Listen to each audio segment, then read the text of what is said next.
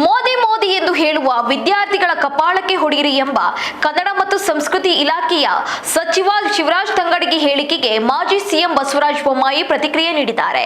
ಬಳಿಯಲ್ಲಿ ಸುದ್ದಿಗಾರರೊಂದಿಗೆ ಮಾತನಾಡಿದ ಅವರು, ಮತದಾರರು ಲೋಕಸಭಾ ಚುನಾವಣೆಯಲ್ಲಿ ಬಿಜೆಪಿ ಪರವಾಗಿ ಮತದಾನ ಮಾಡುವ ಮೂಲಕ ಕಪಾಳ ಮೋಕ್ಷ ಮಾಡುತ್ತಾರೆ ಎನ್ನುವ ಮೂಲಕ ತಿರುಗೇಟು ನೀಡಿದರು. ಇನ್ನು ಕೆಲವೇ ಸ್ವಲ್ಪ ದಿನ ತಾಳಿ ಮತಗಳ ಮೂಲಕ ಜನ ಕಪಾಳಕ್ಕೆ ಹೊಡೆಯುತ್ತಾರೆ. ಈ ಮೂಲಕ ಪರೋಕ್ಷವಾಗಿ ಮತದಾರರು ಕಾಂಗ್ರೆಸ್ಗೆ ಕಪಾಳಕ್ಕೆ ಹೊಡೆಯುತ್ತಾರೆ ಎಂದರು. ಇನ್ನು ನಮ್ಮ ಕ್ಷೇತ್ರಕ್ಕೆ ಮಾಜಿ ಸಿಎಂ ಬಿಎಸ್ ಯಡಿಯೂರಪ್ಪ, ಬಿಜೆಪಿ ರಾಜ್ಯಾಧ್ಯಕ್ಷ ವಿಜಯೇಂದ್ರ ಪ್ರಚಾರಕ್ಕೆ ಬರುತ್ತಾರೆ. ರಾಷ್ಟ್ರೀಯ ನಾಯಕರು, ಸೆಲೆಬ್ರಿಟಿಗಳು ಕೂಡ ಪ್ರಚಾರಕ್ಕೆ ಬರುತ್ತಾರೆ. 2-3 ದಿನಗಳಲ್ಲಿ ರಾಷ್ಟ್ರೀಯ ನಾಯಕರ ಟೂರ್ ಫಿಕ್ಸ್ ಆಗುತ್ತೆ ಎಂದು ಹೇಳಿದರು. ನಮ್ಮ ಕ್ಷೇತ್ರ ಅಲ್ಲಿ ಅದರಲ್ಲಿ ಇಲ್ಲಿ ಎಲ್ಲ ದೊಡ್ಡ ಬೆಂಗಳೂರು ನಂತರ ದೊಡ್ಡ ಆ್ಯಕ್ಟ್ರಿ ಅದು. ಹಾಂ ಹೇಳಪ್ಪ, ಕೇಳ್ರಿ ಕ್ಯಾಂಪೇನ್ ಉಂಟು. ಡೈಲಿ ಹೋಗ್ತೀವಿ, ಡೈಲಿ ಅದನ್ನೇನು ಹೇಳೋದು. ನೀವು ಕೇಳಿರಿ, ನೀವು ಕೇಳಿದ್ದು ಹೇಳ್ತೀವಿ. ನಮ್ಮ ಕ್ಷೇತ್ರಕ್ಕೆ ಬರೋಕ್ಕೆ ಹೇಳಿದ್ದೀನಿ. ಯಡಿಯೂರಪ್ಪರು ಬರ್ತಾರೆ, ವಿಜೇಂದ್ರ ಕೂಡ ಬರ್ತಾರೆ. ರಾಜ್ಯ ನಾಯಕರು ಮತ್ತು ರಾಷ್ಟ್ರೀಯ ನಾಯಕರಿಗೂ ಬರೋದಕ್ಕೆ ನಾವು ಆಹ್ವಾನ ಕೊಟ್ಟಿದ್ದೇವೆ. ಬಹುತೇಕವಾಗಿ ಇನ್ನೊಂದು 2-3 ದಿವಸದಲ್ಲಿ ಎಲ್ಲ ಟೂರ್ಗಳು ತೀರ್ಮಾನ ಆಗ್ತದೆ. ರಾಷ್ಟ್ರೀಯ ನಾಯಕರು ಕೆಲವು ಕ್ಷೇತ್ರಗಳಿಗೆ ಬರ್ತಾರೆ ಮತ್ತು ರಾಜ್ಯ ನಾಯಕರು ಪ್ಲಸ್ ಸೆಲೆಬ್ರಿಟೀಸು ಎಲ್ಲರೂ ಒಟ್ಟಿಗೆ ಇಡೀ ರಾಜ್ಯದಲ್ಲಿ ಒಂದೇ ಸತಿ ಪ್ರವಾಸ ಪ್ರಾರಂಭ ಅಲ್ಲ, ಅದು ರಾಜ್ಯಕ್ಕೆ ಬಿಟ್ಟಿದೆ. ಹೇಳಿದ್ದಾರೆ ನಮಗೆ ಸೆಲೆಬ್ರಿಟಿ ಈ ಸತಿ ಯಾರು ಬರ್ತಾರೆ ಅಂದ್ರೆ ರಾಜ್ಯಕ್ಕೆ ಬಿಟ್ಟಿದೆ.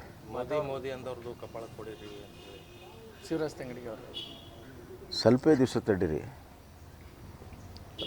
ಜನ ಯಾರಿಗೂ ಮೋದಿ ಕಪಾಳ ಹೊಡಿ ಎಂದಿದ್ದಾರೆ. ಮತಗಳ ಮುಖಾಂತರ ಅವ್ರ ಕಪಾಳ ಮೋಕ್ಷ ಆಗ್ತದೆ. ಭಾಳ ಉತ್ತಮವಾದಂಥ ವಾತಾವರಣ ಇದೆ. ಎಲ್ಲ ವರ್ಗದ ಜನ ದೊಡ್ಡ ಪ್ರಮಾಣದಲ್ಲಿ ಬೆಂಬಲ ಕೊಡ್ತಾ ಇದ್ದಾರೆ. ಮತ್ತು ಅವರು ತಮ್ಮ ಅನಿಸಿಕೆಯನ್ನು, ಅಭಿಪ್ರಾಯಗಳನ್ನು ಮುಕ್ತವಾಗಿ ಹೇಳ್ತಾ ಇದ್ದಾರೆ. ಯಾವುದೂ ಗುಪ್ತವಾಗಿಲ್ಲ, ಮುಕ್ತವಾಗಿ ಅಭಿಪ್ರಾಯ ವ್ಯಕ್ತಪಡಿಸ್ತಾ ಇದ್ದಾರೆ. ಹೀಗಾಗಿ ಎಲ್ಲ ಕ್ಷೇತ್ರಗಳಲ್ಲಿ ಇನ್ನೇನು ಎಲ್ಲ ತಯಾರಿಗಳು, ಸಿದ್ಧತೆ ಆದ ತಕ್ಷಣವೇ ಬಹುತೇಕವಾಗಿ ಇನ್ನೊಂದು 4-5 ದಿವಸದಲ್ಲಿ ಪ್ರಚಾರವೂ ಕೂಡ ಪ್ರಾರಂಭ ಆಗುತ್ತೆ. ಮತ್ತು ದೊಡ್ಡ BJP ಅಲೆ, ಮೋದಿ ಅಲೆ ಕರ್ನಾಟಕದಲ್ಲಿ. ಈಗ ಬರಗಾಲದ ವಿಚಾರವಾಗಿ ಸಿದ್ದರಾಮಯ್ಯ ಸುಪ್ರೀಂ ಕೋರ್ಟಿಗೆ ಹೋಗ್ತಿದ್ದಾರೆ. ಒಂದು ಕಡೆ ನಿರ್ಮಲಾ ಸೀತಾರಾಮನ್ ಅವರೆಲ್ಲ ಸುಳ್ಳು ಹೇಳ್ತಿದ್ದಾರೆ. ಆರ್ಥಿಕ ಪರಿಸ್ಥಿತಿ ಅಧೋಗತಿಗೆ ಹೋಗಿದೆ. ಖಂಡಿತ ಅವರು ಆರ್ಥಿಕ ಪರಿಸ್ಥಿತಿ ಅಧೋಗತಿ ಹೋಗಿದ್ದಕ್ಕೆ ಅವರು ಇದನ್ನೆಲ್ಲ ಮಾಡ್ತಿದ್ದಾರೆ. ನೋಡಿ, UPA ಸರ್ಕಾರ ಇತ್ತು. UPA ಸರ್ಕಾರ ಇದ್ದಾಗ NDRFದಲ್ಲಿ ಎಷ್ಟು ದುಡ್ಡು ಕೊಟ್ಟರು. ಈಗ ನಮ್ಮದು 10 ವರ್ಷದಲ್ಲಿ NDA ಸರ್ಕಾರ NDRF ಎಷ್ಟು ದುಡ್ಡು ಕೊಟ್ಟರು ಬಹಿರಂಗಪಡಿಸಲಿ. ನಂಬರ್ 1.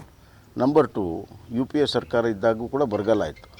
ಸಿದ್ದರಾಮಯ್ಯವರು ಮುಖ್ಯಮಂತ್ರಿ ಇದ್ದಾಗ 13ರಿಂದ 18ರವರೆಗೂ 3 ಬಾರಿ ಬರಗಾಲ ಆಯಿತು.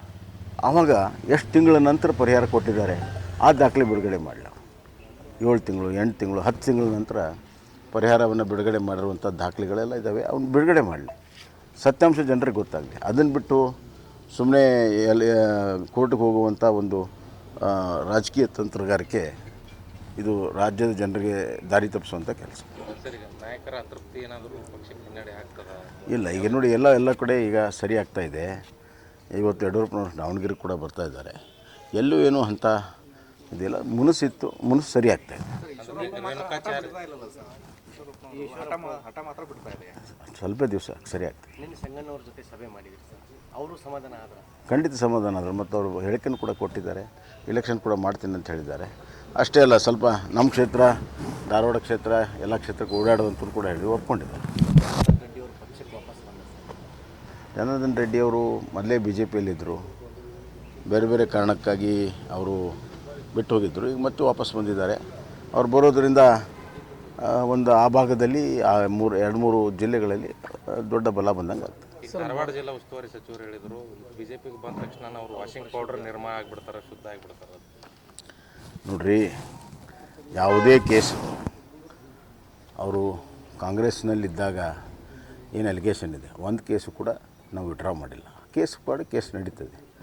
ಅದೆಲ್ಲ ಹಿಂದೆ UPA ಸರ್ಕಾರದಾಗಿದ್ದಾಗ ರಾಜಕೀಯ ಮುಖ ನೋಡಿ ಕೇಸುಗಳು ಹಾಕೋದು, ಬಿಡೋದು, ಮಣಿ ಮಾಡ್ತಿದ್ರು.